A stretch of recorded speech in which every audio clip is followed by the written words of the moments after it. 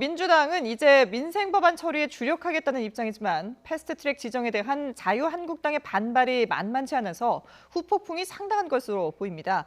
국회에 연결해 보겠습니다. 최민기 기자. 네, 국회입니다. 예. 자, 먼저 오늘 각 당의 표정이 어떤지 한번 살펴볼까요? 네, 치열했던 어젯밤 상황과 달리 오늘은 각 당 모두 차분한 가운데 하루를 맞이했습니다. 이 앞서 민주당은 패스트트랙 직후 역사적으로 의미 있는 날이라고 평가하며 크게 환호했습니다. 이해찬 대표도 공수처법과 선거제 개편은 우리나라 민주주의의 큰 제도를 굳건하게 세우는 아주 중요한 법이라고 말하기도 했습니다. 민주당은 이제부터는 추경안과 산적한 민생법안 처리에 주력한다는 방침입니다. 이 한국당의 회의장 불법 점거와 폭력 사태에 대해서는 강경 대응 입장을 유지하면서도 동시에 국회 의사 일정의 협조를 또 촉구했습니다. 이 민주평화당과 정의당도 이번 패스트트랙을 두고 개혁의 신호탄을 쏘아 올린 것이라고 이렇게 평가를 했습니다. 이 당분간은 차분하게 당내 일정에 집중할 것으로 전해지는 가운데 이 패스트트랙 법안과 관련한 물밑 논의를 치열하게 전개할 것으로 보입니다.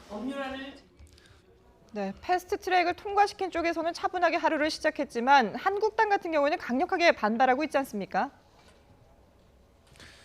네, 그렇습니다. 이 한국당은 당장 대여 공세를 높여나간다는 전략이어서 이 한동안 전국 경색이 불가피할 것으로 보입니다. 이 황교안 대표는 패스트트랙 지정 직후 이 긴급 의원총회에서 이 전국을 돌며 이 정권의 독재 실상을 낱낱이 알리고 국민 속으로 들어가 국민과 싸우겠다고 밝혔습니다.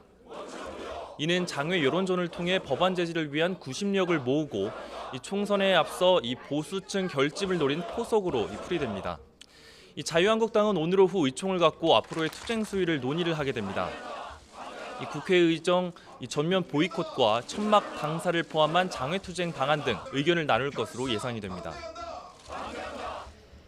네, 이번에 내홍에 휩싸였던 바른미래당 상황은 어떻습니까? 이 패스트트랙 지정과 관련해서 다른 당이 입장을 낸 것과 달리 바른미래당은 아무런 논평도 내놓지 않았습니다. 이 패스트트랙 추진 과정에서 당론 분열을 노출한 극심한 내홍을 겪었기 때문으로 이 풀이가 되는데요. 이 당장 패스트트랙이란 급한 불은 껐지만 지도부 사임과 관련한 당내 갈등이 증폭될 것이란 전망입니다. 이와 관련해 손학규 대표와 김건영 원내대표가 오늘 오전 국회에서 공동 기자회견을 여는데요. 이 자리에서 패스트트랙 지정과 당 내분 수습 방안 등에 대한 입장을 발표할 것으로 보입니다. 지금까지 국회에서 YTN 최민기입니다.